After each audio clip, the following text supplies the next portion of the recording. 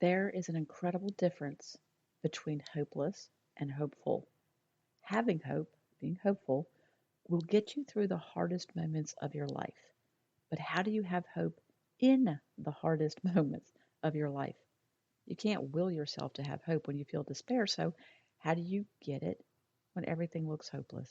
Today, we'll talk about some tangible actions to take to build your hope and create a firm foundation for your healing. Hey, friend, welcome to the Grief to Great Day podcast. Do you feel like you're going crazy? Is the shower the only place for you to really cry? Are you surrounded by people, but you still feel all alone? Do you want to be the you were before your loved one died, but you have no idea how to get there? I'm Steph Cabanis, Southern by choice, wife, turtle triathlete, Jesus follower, and fellow traveler in the journey of grief. I too struggled to breathe, questioned God and my faith, and thought I would never be happy again. But God took my brokenness and He turned it into a breakthrough. So if you're ready to understand how to navigate grief, lean into your faith and take just one step towards healing, then bring your ugly cry, get into a comfortable place, even if that's your bed right now, and let the healing begin. Girl, there's hope for your future. Come on in the house and join me on that couch. I'm Steph, and this is Grief to Great Day. Thank you for being here. I hope you feel welcomed and heard through this podcast. Hello to everyone listening in Hong Kong, our spotlight country this week. Also want to give a shout out to California, the state still on top with the most downloads. I share these as tangible reminders of the need for Christian grief support and the fact that you are not alone. There are people all over the world walking out the hardest season of their lives. Next, I want to thank you for taking the steps you need to take, for joining the Facebook group, for listening to the podcast, and for emailing me. You amazing women are going through the hardest time of your life, and many of you are dealing with multiple losses that come one after the other. I hope you continue to feel comfortable emailing because your stories are so powerful, and it's an honor for me to be a part of your healing journey. Your stories also help me to cover the issues in the podcast that you're dealing with. I feel the pain in your words, and I remember the confusion, darkness, and frustration of grief. I remember the struggle with faith and questioning God, and even now, if I really thought about what Monica went through, it'll bring me to tears. I feel it, but it's now a part of me and no longer overwhelms me. And I want you to know you will get there too. During my grief, I had my 4 core peeps that told me, even after seeing my ugly cry, my million questions, my pitifulness, and extreme exhaustion, that I was normal, that I would make it, and that life would be great again. To be honest, more times than not, I felt like they were just blowing smoke, that they didn't know how bad it really was, or they were just plain lying to me. I look back now and I see that their certainty, it was truth, and they were sharing a godly hope that I couldn't get a hold of at that time. That's how it is with you. I'm truly moved by what you share, but I'm also saddened and I hate that you must walk through this. I'm also certain with a godly confidence and my experience that even though you are struggling to breathe at times, you are normal, that your life won't always be this hard, and at some point it will be good. No, it will be great again. As a little FYI, the more your identity was found in your loved one, the more lost, the more pain you're going to feel right now. Again, normal.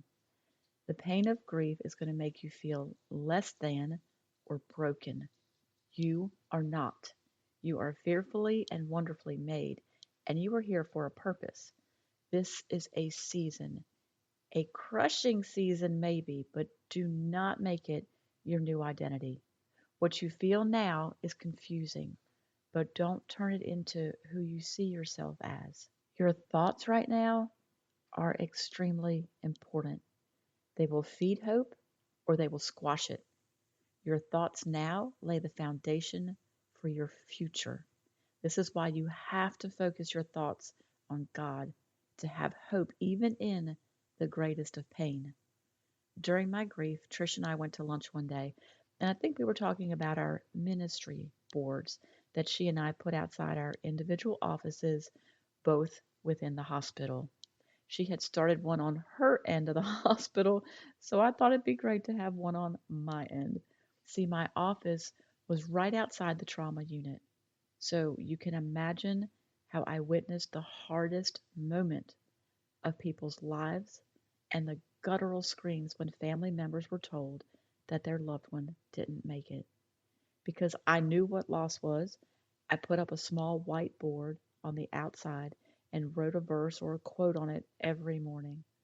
After getting a lot of knocks on the door to thank me for sharing the right verse at the right time, I started buying magnets with verses and I told people to take one if they needed it. Every day that ended, the board was white again because all of the magnets were gone. Anyway, Trish and I were talking about the boards, and she looked at me and she said, "In 5 years, you're going to have a ministry and be married to a good man." Now, this was probably 9 months or somewhere around 9 months to a year into my grief. So I just looked at her, rolled my eyes, shrugged it off so that she wouldn't know how desperately I needed to hear that. But within seconds, I started thinking, this is about thoughts now, I started thinking, that's nuts. My opportunity for ministry died with Monica. My passion for health, it was gone, and I was still too tired to do much of anything. How in the world did she think that I, at my lowest point in life, could do anything in life but survive? But it's not about what Trish said to me, and it's not about what I say to you that will make the biggest difference. It's what God says. So when you're praying this week, ask Him to use you, yes, even now, to use you as you are able. Helping others helps take us out of our own problems, even for a little while. It doesn't have to be big or glamorous or overwhelming. It can be something as small as a ministry board that makes a difference in someone's day. Life will never be the same again, but it can be great. If you are in the beginning weeks and months of future, much less a happy future, it's not even in your view right now. So, in the pain, the constant, never ending Groundhog Day kind of pain that never seems to end, where do you turn to find hope? Well, here's where you don't turn. The current news. Our news today, it's the opposite of hope. Steer clear in general, but especially in grief. Turn to those who you respect, those who have lived life and can share some wisdom about you that is more objective than your emotions. Ernie would tell me that I was more than a conqueror, that God wasn't going to allow Monica's death to be for nothing. She told me I was smart and capable when I felt small and insignificant. Turn to your friends, your peeps. Time spent with an empathetic friend can help. The visit doesn't have to be about your loss unless you want it to be. Now, I wanted all my time with my friends to be about me processing my loss, but that would have been selfish, and the distraction of getting out of my life's problems was always a nice break. Listen to those who have been through it. Listen to these people. Listen when I tell you that this is not your forever. You have a choice in your next step. Choose the wise way, not the easy way. The easy way is to allow yourself to fill your head to rehearse, rehearse, rehearse the negative. The wise way is to fix your thoughts on the true anchor of your hope, God and His Word.